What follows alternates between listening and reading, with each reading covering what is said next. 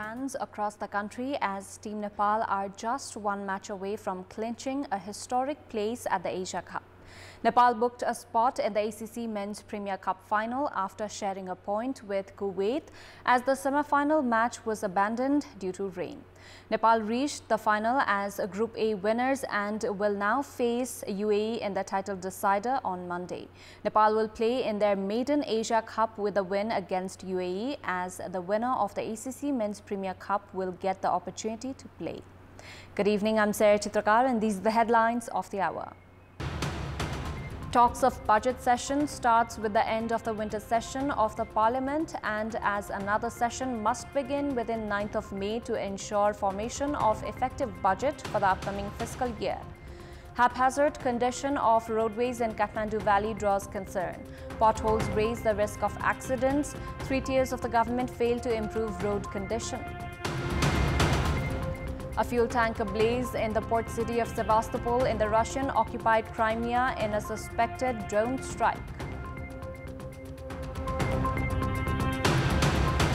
And Nepal advanced into the ACC Men's Premier Cup final after sharing points with Kuwait. To clash against UAE in the final, Nepal one win away from clinching a historic place in Asia Cup. With the end of the winter winter session of the Parliament, talks of budget session have begun. Another session of the Parliament must begin within 9th of May to ensure formation of effective budget of the upcoming fiscal year and to incorporate suggestions of lawmakers. The budget for the fiscal year 2080-81 must be announced in the Parliament on 29th of May. Discussions on the pre-budget is held for 4 to 5 days, 15 days ahead of the budget announcement day. The session must be called on 5th of May and the meeting must be scheduled for 9th of May to timely hold the pre-budget discussion. The Finance Minister must inform the Parliament in advance about priorities and programs that will be included in the budget. Then the lawmakers will give their suggestions regarding the budget. In the meantime, the President has to present government plans and policies in the Parliament and the lawmakers will have 2 to 3 days to extend their opinions regarding the same. The Prime Minister then addresses the questions raised on government plans and policies. The government announces the budget on 29th of May after it is passed by the Parliament following the discussions. As per the constitutional provision of Nepal, the Parliament session is called by the President. Ruling alliance partner Nepali Congress has failed to give a full shape to its Central Committee as well as its unions. As per the provision, the Central Committee must include 168 members. However, the party president has failed to appoint 13 more members in the Central Committee. The Central Disciplinary Committee of Nepali Congress too has not been given a full shape. Joint discussions have not been held within the party that has remained divided into various factions for a long time.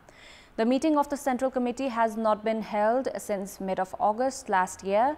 The sister organizations of the party has remained inactive, while the party leadership has made no efforts in this regard. As per the provision of the party, meeting of the Central Committee must be held at least once in every 2 months. The Central Committee meeting, however, has not been held since 21st of August last year.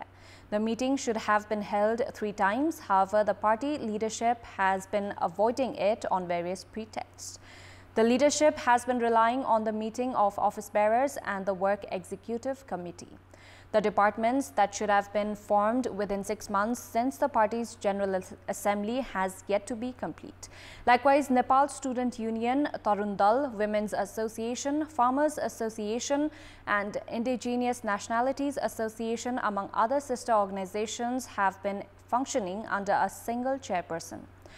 Grievances of undemocratic structure within the party have been heard on several occasions. Failure to manage the party's sister organizations might raise questions on the party leadership.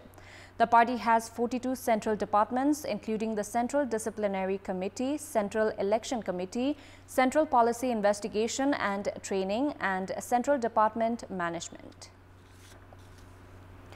The officials appointed by the federal government in the province and local level must serve 1 year in the area they have been appointed. However, these officials have remained without business as the provincial and local levels have not assigned responsibilities to them. The federal government has appointed a total of 5,200 staff in all provincial and local levels. However, they have remained without work as they have not been assigned duties by the provincial and local government. The trend of pouring grievances regarding lack of workforce while failing to utilize the already existing staff has become a serious issue. The provincial and local representatives had complained about lack of workforce during the meeting of the National Development Problem Solving Committee held a few days ago. At least 4,000 government staff have been appointed in the provincial level, while around 1,000 more have been appointed by the federal government. The provincial government, meanwhile, has been unable to assign them responsibilities. Furthermore, the officials are unwilling to be transferred from the federal government. The lower-level entities are in a race to appoint staff themselves, as many have appointed temporary staff. The provincial government has claimed of procedural hassle in assigning duties to the staff appointed by the federal government. Public service delivery has been delayed due to the provincial and the local government's target of appointing staff themselves and the intention of the federal staff to return to the centre shortly. A group of people have begun fast unto death in Biratnagar, demanding to endorse the Citizenship Amendment Bill at the earliest. The group had begun a hunger strike since yesterday, saying that the children of those who have acquired naturalized citizenship have been deprived of citizenship certificate. They have demanded the children of such citizens to be provided citizenship by descent as well as provision to acquire citizenship in the name of the mother. They have said that the hunger strike will continue until the amended citizenship bill gets endorsed. The children of nationals that have acquired their citizenship by birth have been deprived of their identity after the former president, Bidya Devi Bhandari, did not endorse the bill which was passed by the previous parliament. Sources have said that youths of Jhapa, Morang, Sunsari and Dhanusha have continued the hunger strike. Kathmandu is home to over 3 million people, but many more travel to and from and within the capital on a daily basis. The condition of majority of roads that millions of vehicles ply on every day is, however, in the sorry state, raising the risk of accidents. The Sorokhutte-Samakhusi road section in the heart of the city, for instance, has been damaged since 2 years. Roadsides were dug up to install wires underground and have not been blacktopped since. Local residents and business persons say the dust particles during dry weather and muddy roads after rain have added to their frustrations. Likewise, another major road section in the capital along Tripureshwar and Kalanki also presents a sorry sight. Pedestrians are compelled to adjust to pavements that have been restricted by the debris piled up for the past several months.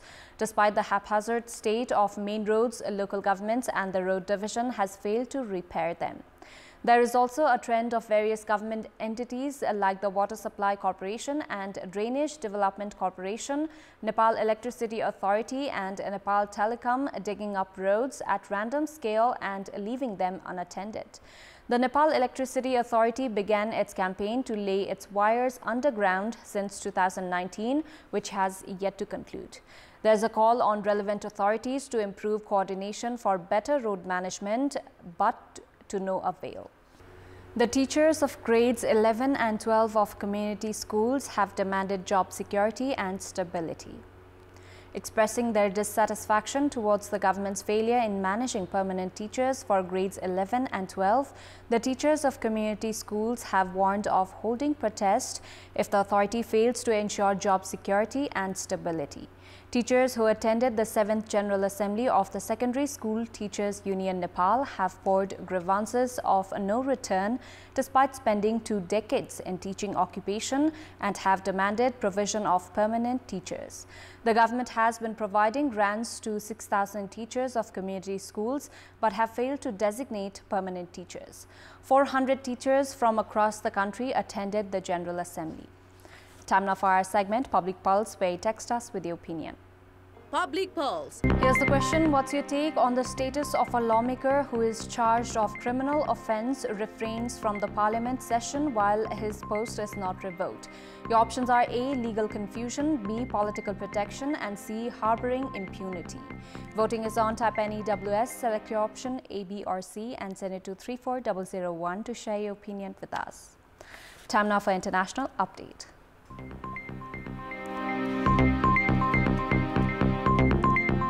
A Moscow-installed governor said a fuel tank was ablaze in the Crimea port city of Sevastopol today in what appeared to be a drone strike. Governor Mikhail Razvozayev said no one had been hurt and that the fire posed no threat to civilian objects in a post on social media platform Telegram that included footage of the fire blazing and first responders on the scene. Sevastopol on the Crimean Peninsula had Russia annexed from Ukraine in 2014 has come under repeated air attacks since Russia's full-fledged invasion of its neighbor in February 2022. Russian officials have blamed the attacks on Ukraine. The Ukrainian military did not immediately respond to a request for comment on Saturday. Kyiv almost never publicly claims responsibility for attacks inside Russia or on Russian-controlled territory in Ukraine.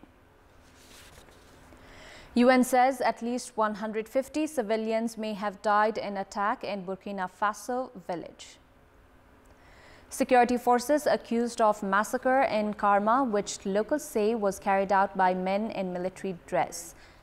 The UN High Commissioner for Human Rights has said at least 150 civilians may have been killed and more injured in an attack allegedly perpetrated by Burkina Faso's security forces.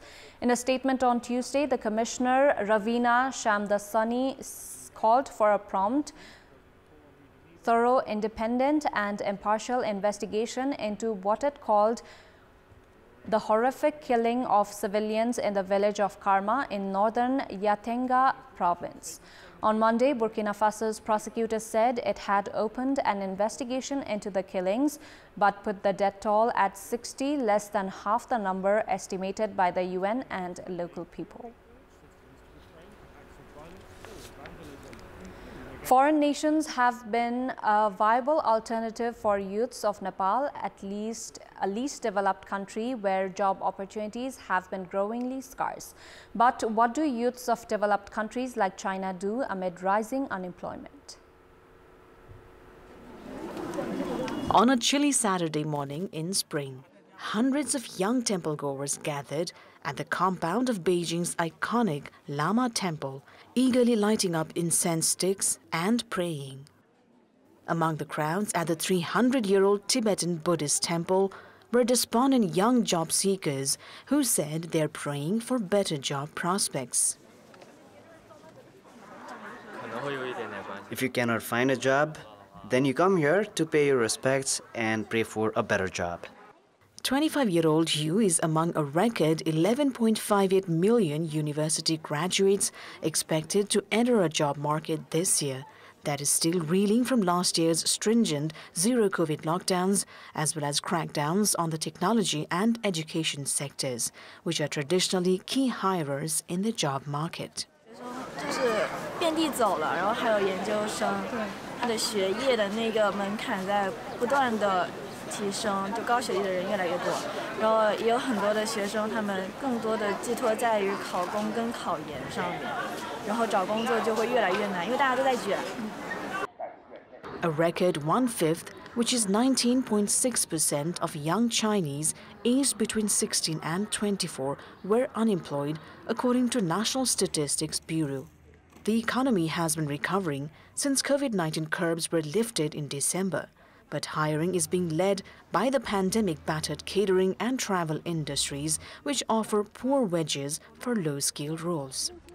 Improving prospects is a major headache for authorities who want the economy to create 12 million new jobs in 2023, up from last year's 11 million. Time now for sports update. Sports news. Nepal have advanced into the ACC Men's Premier Cup final after sharing points with Kuwait in the semi-final match played today had to abandon due to rain. Nepal booked a place in the final against UAE by topping Group A. In the semi-final played at the Tribhuvan University cricket ground in Kantipur today, Nepal were inching towards victory to secure 2 full points before rain played spoil sport. Nepal batted first after losing the toss and posted a challenging total of 281 runs for the loss of 9 wickets in the match that was reduced to 42 overs due to rain interruption. Nepal had a rollicking start as the opening partnership between Kushal Bhutel and Asif Sheikh put on 77 runs in 10.5 overs. But Nepal lost 3 quick wickets when 80 runs were on the board in 12.2 overs. The 4th wicket partnership of 109 runs between skipper Rohit Paudel and Kushal Malla gave stability to the innings, and Nepal were able to post a challenging total of 281 runs. Rohit Paudel top scored for Nepal but missed scoring a century by just 6 runs. Paudel scored 94 runs off 95 balls, hitting 3 sixes and 7 fours. Kushal Malla also contributed a quick-fire 57 of 44 balls, while opener Kushal Bhutel added 43 of 39 balls. Mohammad Aslam and Adnan Adris, with 3 wickets each, were the most successful Kuwaiti bowlers. Chasing a victory target of 282 runs, Kuwait had a disastrous start as they lost 6 wickets when 37 runs were on the board before play had to be stopped again due to rain, and the match was abandoned later with both teams sharing a point each. Skipper Mohammad Aslam with 14 runs was the only Kuwaiti batter to score in double digits. Karan Casey was the pick of the Nepali bowlers, grabbing 5 wickets at the expense of 10 runs in 4.3 overs. Meanwhile, UAE have also reached the ACC Men's Premier Cup final after edging past Oman by just 2 runs according to Duckworth-Lewis method, as the match was cut short due to rain. In the semi-final played at the Mulpani cricket ground today, UAE were put to bat and were bowled out for 236 runs in 49.2 overs. Skipper Mohammad Wasim was the leading run scorer for UAE with a quick-fire 48 of 31 balls, which 4 sixes and 4 fours. Ramesh Shehzad also scored 46 runs, while Asif Khan and Basil Hamid added 34 runs each. Skipper Zishan Maqsood and Bilal Khan with 4 wickets each were the most successful bowlers for Oman. Chasing a victory target of 237 runs, Oman scored 190 runs for the loss of 6 wickets in 43 overs before rain stopped play. UAE were then declared winners by a slim margin of 2 runs as per the Duckworth-Lewis method. Opener Kashyap Prajapati was the top scorer for Oman with 49 runs off 43 balls. Another opener, Jatinder Singh, also added 42 runs, while skipper Zishan Maqsood chipped in 40 runs. Karthik Mayappan was the pick of the Kuwaiti bowlers, grabbing 3 wickets. Nepal will now clash against UAE in the title decider on Monday. That's all for the moment. Our next English bulletin will be at 10:30 tonight. Thank you for watching. Bye for now.